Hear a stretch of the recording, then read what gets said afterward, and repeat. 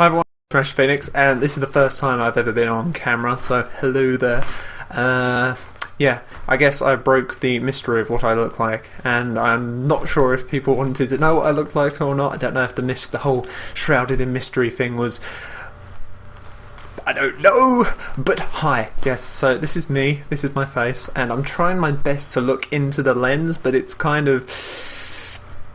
yeah, it's just a little bit eerie looking into the camera lens, but I'm trying my best, so yeah. Anyway, this is getting a little bit off topic. So, yeah, also if I have a pasty complexion, it's not that I don't get out much, it's, well, I don't, but, yeah, I'm just, it's probably the light, because I've literally got my windows open and the light's bouncing off the silver car in my driveway, so it's sort of like splashing onto my face and thus giving me a pasty complexion, and that was that.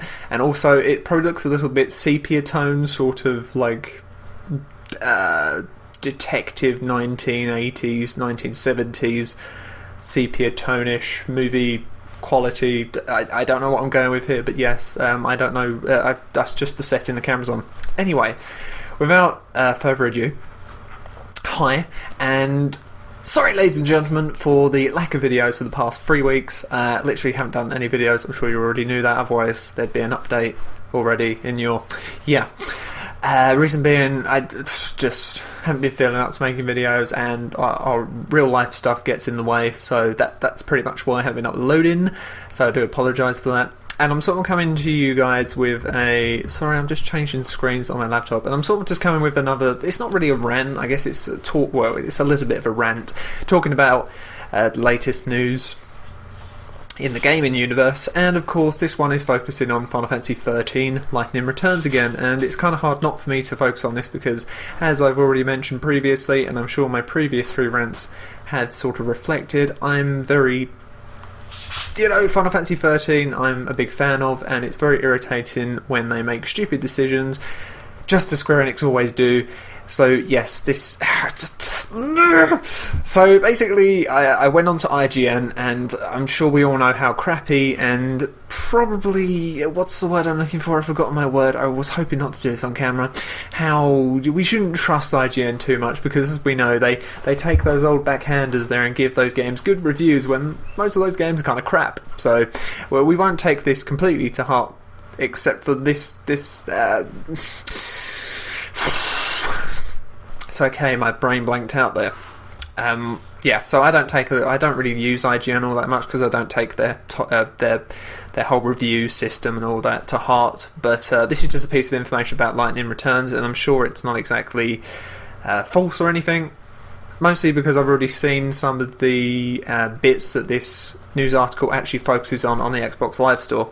So it's basically about the DLC for Final Fantasy 13 Lightning Returns, and as per usual, Square Enix has done the same thing they did with FF13-2, which is bring in costume DLC, because that makes tons of money, and it's kind of a cheap-ass thing to do.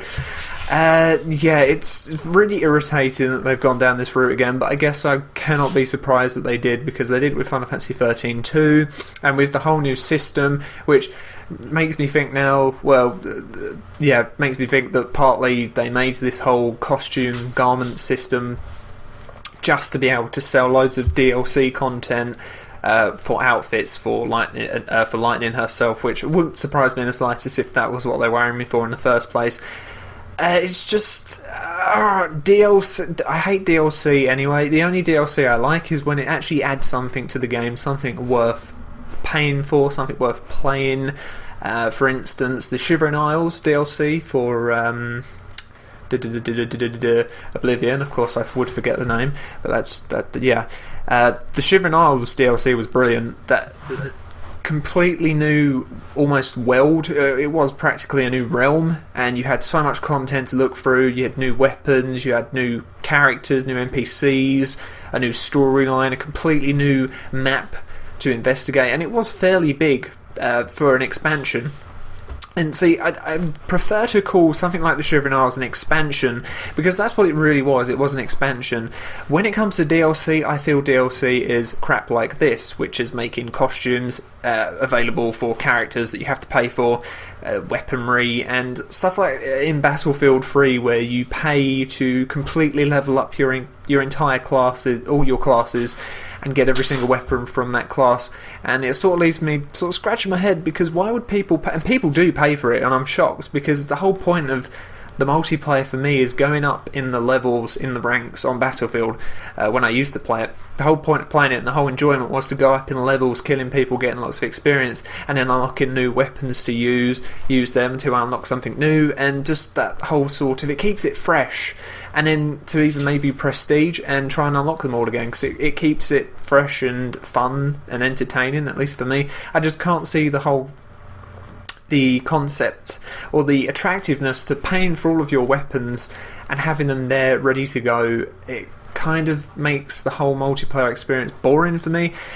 I don't particularly like the multiplayer experience with Call of Duty or Battlefield anyway. It's just becoming a cliche, almost a yearly cliche that is utterly tedious and boring, and the only thing that changes is the character models and the maps, and that's about it. It's basically just repainted and then sold to you again. So basically they're just sending you the same stuff, it just looks a little different, and of course they get all your money.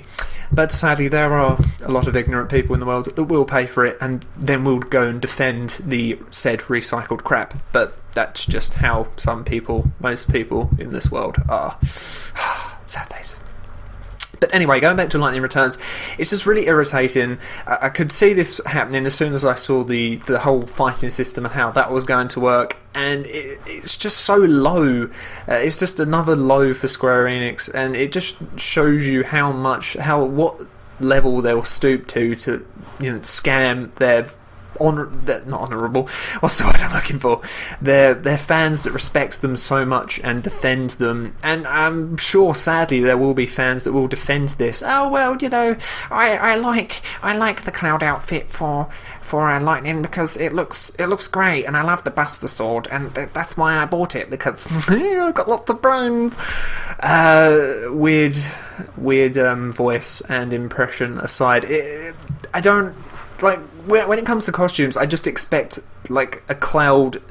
They're sort of grabbing at the nostalgia here. They're grabbing at the nostalgia of old games they've got the Cloud and the Aerith and the Yoon and the costumes, and they're sort of taking the old games that did really well, taking their costumes and then putting them on Lightning. And of course, those fans that love those games are more likely to go and buy the DLC packs then, because they want Lightning to look like an old character, yet she isn't really that character. She's someone completely different, a completely different character from a different Final Fantasy, and that's what irritates me. It's almost like having Final Fantasy 12 then sort of have like this, obviously Final Fantasy 12 on the PlayStation 2, but it's sort of like if Final Fantasy 12 had an expansion pack that basically turned all of the map into a Final Fantasy 7 universe, and the characters dressed up as Final Fantasy 7 characters. It just doesn't make any sense to me at all. The reason I play Final Fantasy 12 is not to play Final Fantasy 7, and I just feel in the way that making these costumes, I mean obviously they're stooping to a new low and attacking the nostalgia of all of their fans, fans of Final Fantasy 13 Lightning Returns, or Final Fantasy 13 as a whole, and they're attacking their nostalgia to make some money off of them, and that's just not how the Square Enix and their infinite wisdom and how great they are. Well, they've certainly stooped down for me, and just as not something a respected games publisher with all their fans should be doing, scamming their fans by tickling their nostalgia senses by giving them old costumes from old characters. And it just it irritates me to the core that they're even charging for this. It's like £1.80 for one costume, £1.80 for a costume. That's ludicrous. I'm paying £1.80. I haven't bought any, of course I don't have the game, but I'd be paying £1.80 for something I wouldn't even own. I'd be paying for air, people, because that's what DLC is. It's basically air. You can't touch it, you can't feel it, it's not tangible. You're paying for air, and at the end of the day, if they wanted to take that away at any time, they could, because They just can. That's what DLC allows the game publisher to do. That's what it allows the console makers to do. DLC and updates and stuff like that, it just gives them the ability to pluck it away and it's gone, and you can't do anything about it. You've already paid them, and they have a nice little loophole.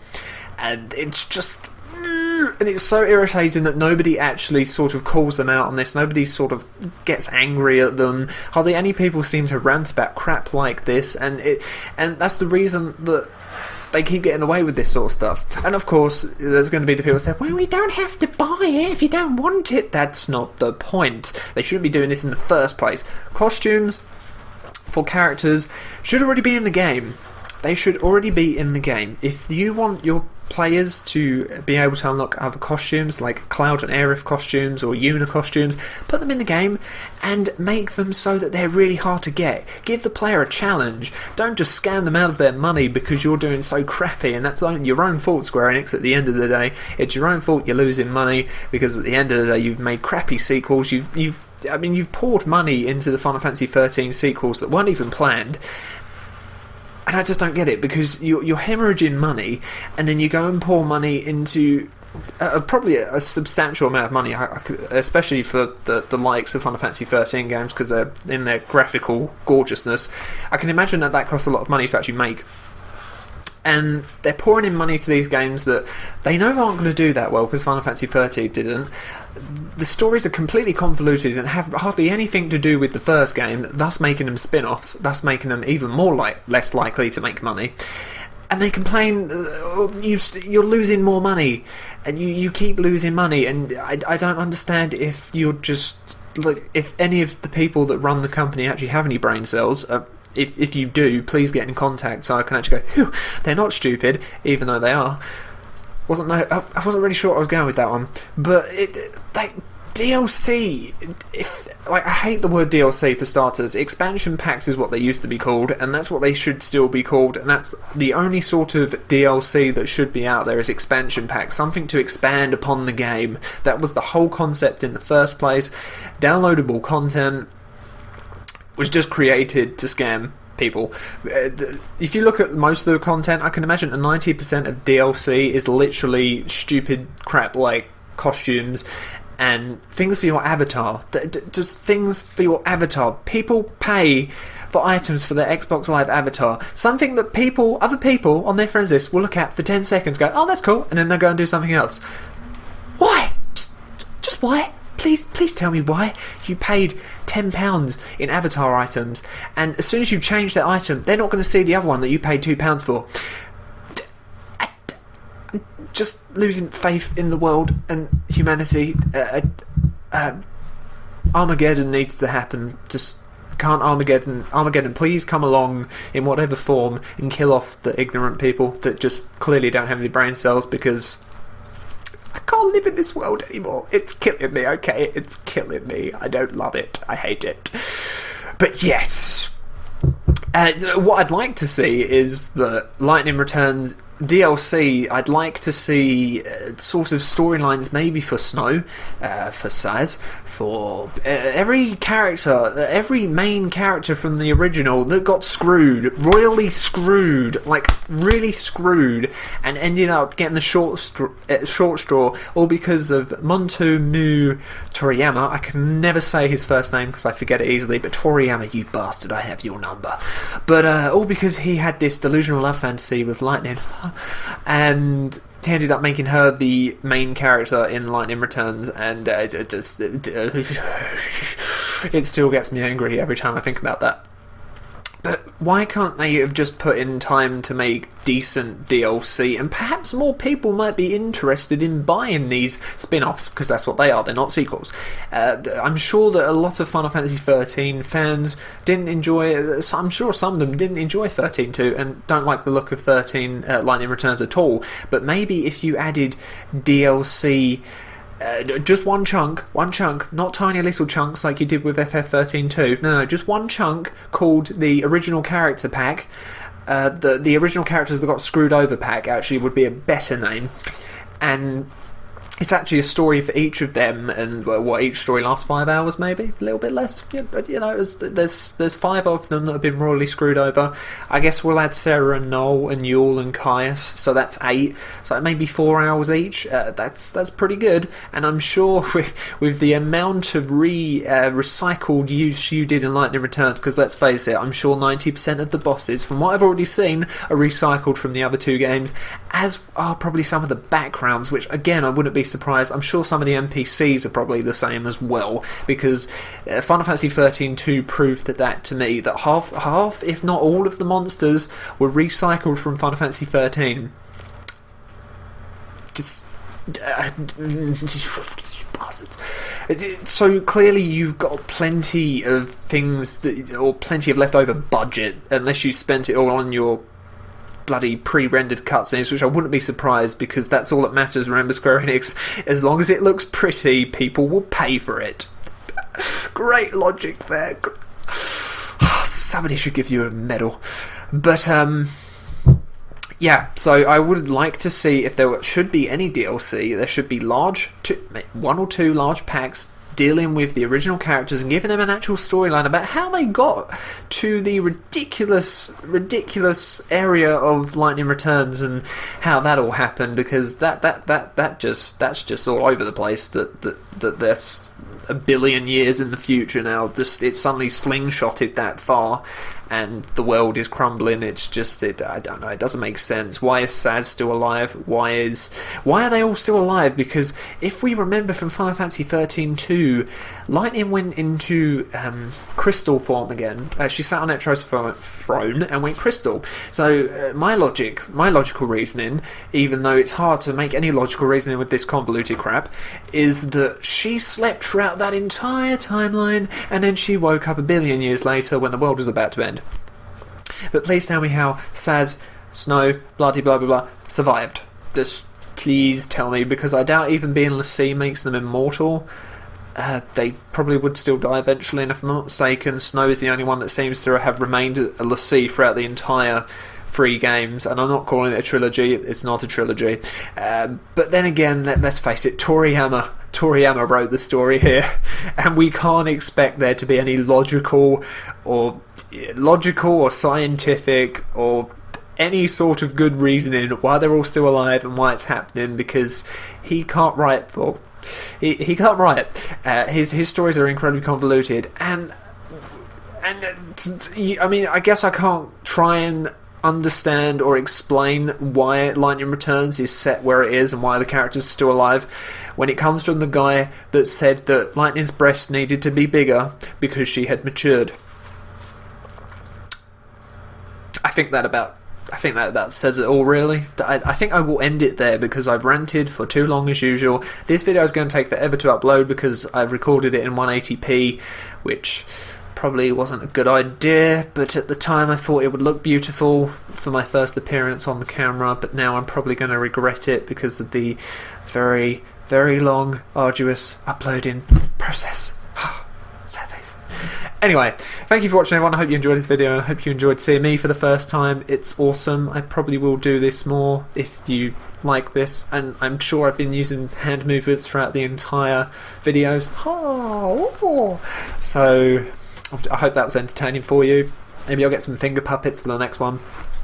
But yeah, thank you for watching, and I will be getting back to videos fairly soon, and as I said, Medal of Honor will be the first on that list. And yes, so thank you for watching again for the 50th time. I do like to repeat myself, and yeah, I'll see you all next time. So have a good day, and take care, and yeah, see you later, ladies and gentlemen. Thank you for watching, and I shall now press the stop button to end this video once and for all, and send it into oblivion. God knows what lies beyond that great gate. Oh yes.